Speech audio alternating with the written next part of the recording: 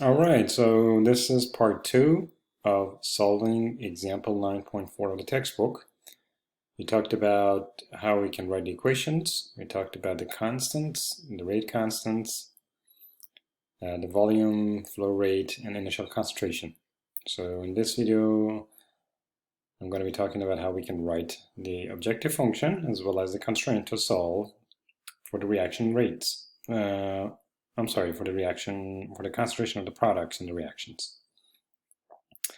So this seemed not to be really an optimization problem because we're not optimizing anything. It looks like we're solving a problem, right?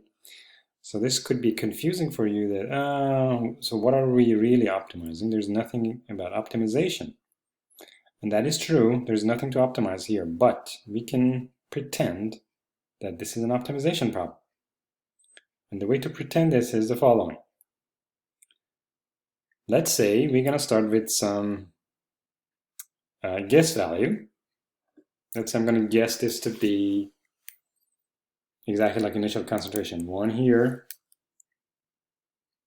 0 there, 0 here, 0 here. Let's say my initial guess is going to be exactly like initial concentration. So with this, definitely I cannot satisfy the 4 equations I had before, right? So let's go to the textbook for a minute. So here's the textbook, right? We had 4 equations. And if I just plug in the initial concentrations into these 4, I'm not going to have left-hand side equal to right-hand side. So most likely there is, these won't be equal. Okay, so then what I'm going to do is I'm going to move everything. I'm going to move even the right side, all of them to the left side, and have 4 equations, okay, set to 0. Okay, and by doing so, I can just go over the first one, but the other 3 is exactly identical to this in terms of approach.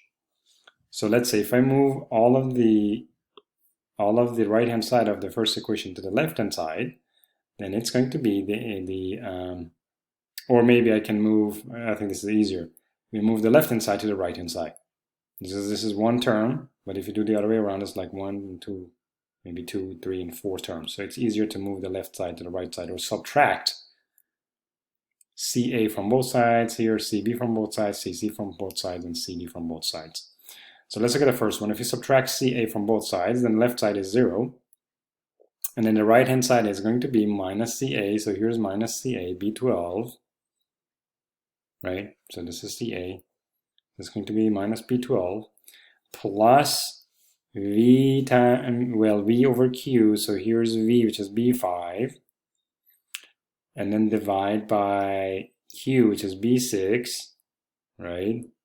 And then times parentheses minus K1. So here's minus K1 CA squared minus K2 CB squared, CA to the third halves, and then my plus CB, plus K3, which is B3, right? So here's B3 is K3, and then times pink cell, which is CC, raised to the second power. So this, what I have here in this cell is nothing but equation 1, everything moved to the right-hand side, and left-hand side is going to be 0. And I'm just including in the right-hand side here. I call it residual. Residual means if the CA is the right answer, and if the CC is also the solution, when I move this CA to the right-hand side, then the left-hand side should be exactly identical to 0. But because my CA is a guess value, if I move CA to the right-hand side and you calculate the right-hand side, it's not going to be 0. Because it's not going to be 0, we call it residual.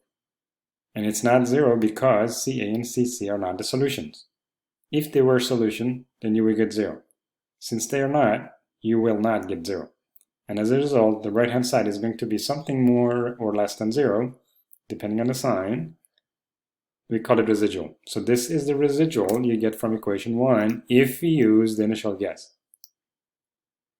And the same thing for equation 2, 3, and 4. With the guess we have, we don't get 0 on every equation. We get something not 0. Well, the last one, accidentally or most likely it's 0. But anyways, this is not the solution, right? Because 3 of the equations are not satisfied. These are supposed to be 0. So what I'm going to do next, I'm going to raise everything to the second power. So this is residual squared. You get this cell raised to the second power. You get this cell raised to the second power. This cell raised to the second power. And this cell raised to the second power. In other words, this is going to be this cell raised to the second power. And then I'm going to drag this guy down. So we're going to have equations for all others. And then we're going to sum them up. So this is sum of the residual squared. Okay? So now I'm going to convert this problem to an optimization. So I'm going to minimize this number, and this is called the error. This is unsigned error because I raised it to second power, the sign doesn't matter anymore. And if I minimize this error, right, because all the errors are positive and you minimize it, the minimization should lead to 0 on each cell here. And that's the global minimum, right? If you want to minimize sum of 4 numbers, you better minimize all numbers. And minimizing this means minimizing the residual. Minimizing the residual means converting the left-hand side of here to be 0. And that means CA and CC should satisfy the first equation. And same thing here. If you minimize the left-hand side of equation 2, that means you're minimizing the error, which means you're finding the solution CB and CA such that both satisfy this equation.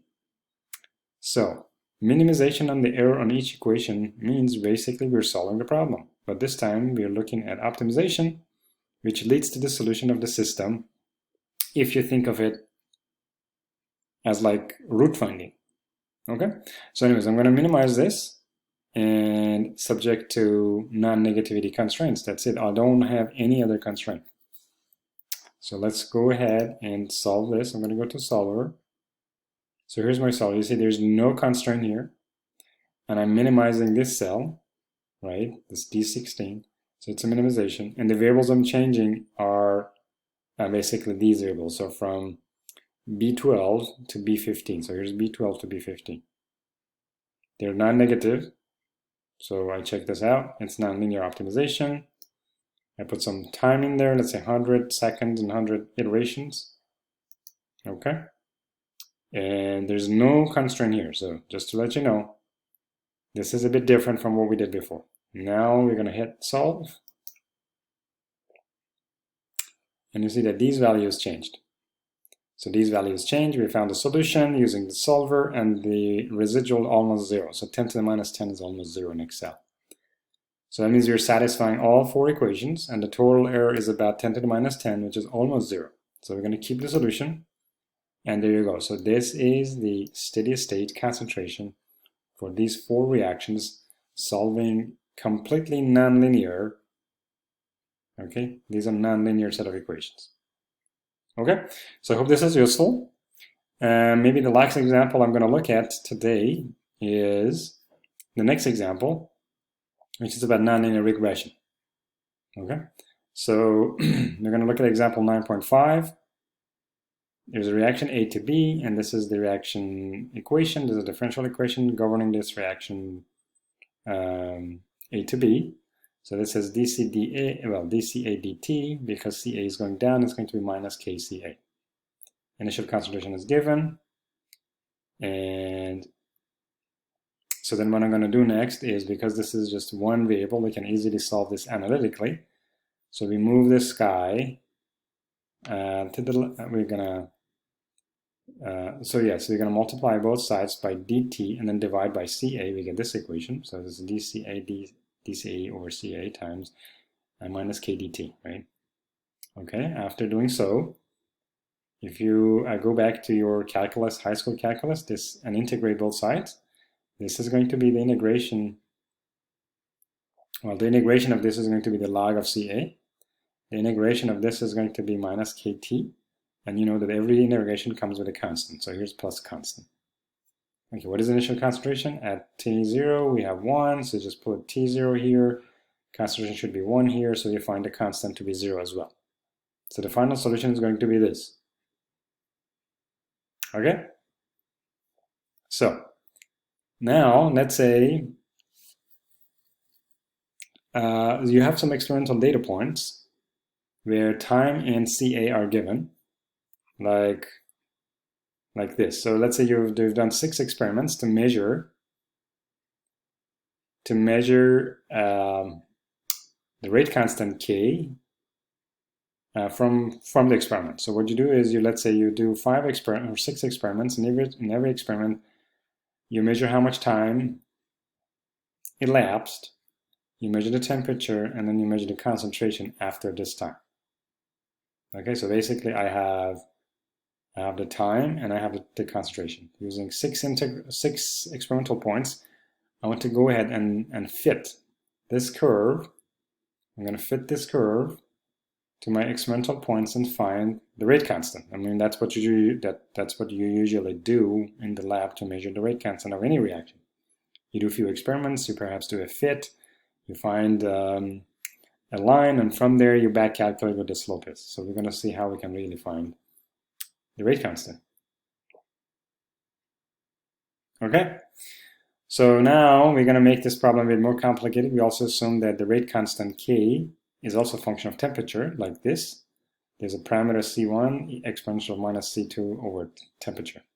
So overall, if we plug this K in there, the reaction would look something like this. The exponential of minus C1t, because you have to get the exponential of this. So it's going to be exponential of minus C1 times t. And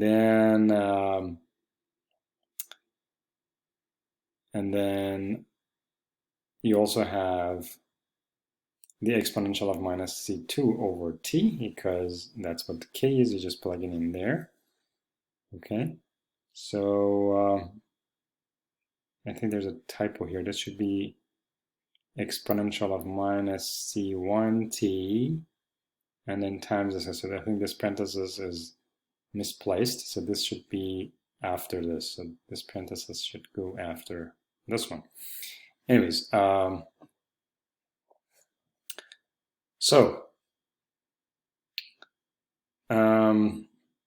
what we can do now is we do the same thing. We find the residual, right? So for every data point, you plug in the time, the temperature, and the concentration in there, right? And so what you find is that the concentration is not exactly equal to exponential of this times exponential of that, because you're doing experiments, and experiments usually are not identical to theory. There is some deviation. So the deviation is going towards something we call residual again, like previous problem. So we're going to find residual. For every data point, we have a residual, right? You plug in the time, temperature, and K and Ca in there, and you find residual for point 1, for point 2, all the way to point 6. We add them up. Well, we square them first, we add them up, and we minimize the total error, which means the total residual, and that leads us to the parameters we're looking for. And the parameters we're looking for are basically C1 here and C2. I believe there's nothing else. Okay, so in the next video, I'll walk you through how we can find the residual using a spreadsheet calculation, and then how we can use the solver to optimize or to minimize the error. So stay tuned for the next section on solving example 9.5 in the textbook.